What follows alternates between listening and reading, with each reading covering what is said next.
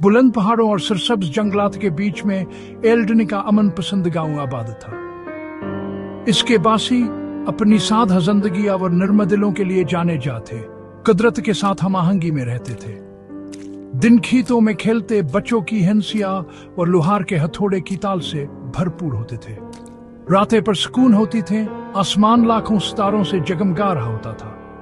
गांव के बुजुर्ग अक्सर चटकती हुई आग के पास बैठकर नस्लों से चली आ रही बहादुरिया और दानाई की कहानियां सुनाते थे। एल्डनाई का ऐसी जगह थी जहां कत्ल का हवलगता था, बाहर के दुनिया के हंगामों से अछूता एक मुकद्दस काम। एल्डन का दिलाइस के लोग थे, वह मजबूता और साबित कदम थे। उनके रूहें जमीन से गहरा तल कर खती थे। सूरजावर हवा से रंगे हुए मर्द माहिर शिकारी और किसान थे, जो अपने खानदानों के लिए रोजी रोटी फराहम करते थे। गिरहदार मगर नरम हाथों वाली औरतें, बुनने वालियां और तबीबतें, जंग की दानाएं सभी भी तलाश करते थे। एल्डन में जिंदगी सादा थी, फिर भया इसमें गहरी खूबसूरती थी, इंसानियत के लाजवाल जज्बे का सबूत। एक मनहूस शाम गांव वालों की रीढ़ की हड्डी में सनसनी दौड़ गई। सूरज जो आमतौर पर शानो शुकत से के नीचे डूबता था, मुद्दमावट फेंका पड़ने लगा, गोया किसी नादीदा कुव्वत ने निगल लिया हो। जंगल पर एक गैर फितरी सुकून छा गया। परिंदों के गाने और पत्तों के सरगोशी की मामूल की आवाजें एक अजीब खामोशी से बदल गए। अफक की तरफ देखते हुए गांव वालों ने एक अजीब मंजर देखा। मशरक से धौल का एक बहुत बड़ा बादल घूम रहा था, जिसका सा जमीन पर रेंगते हुए खतरे की तरह फैल रहा था। खौफ के सरगोशे भेड़ में फैल गए, क्यों खानों ने मनहूस बादल को हर गुजरते लम्हे के साथ बढ़ते हुए देखा। बुजुर्ग जिनके चेहरों पर परेशानी के आसार नुमायां थे, जानते थे कहा इसका क्या मतलब है, एक हमला आने वाला है।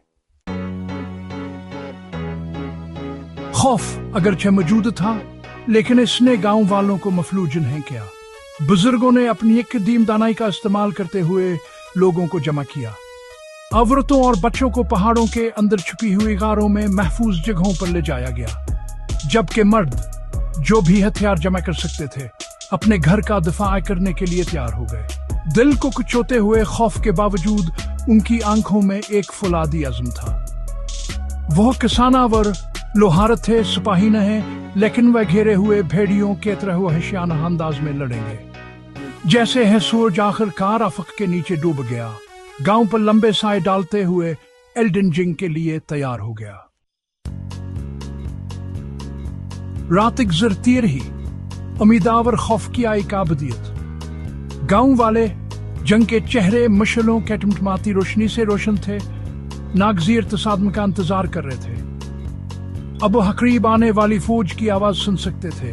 घोड़ों के टपों की और धात के धात से टकराने की आवाज वादी में गूंज रही थी। एल्डन का मुकद्दर लटका हुआ था, जैसे हितलू आफताब की फैलिगने अंधेरे में छत गए।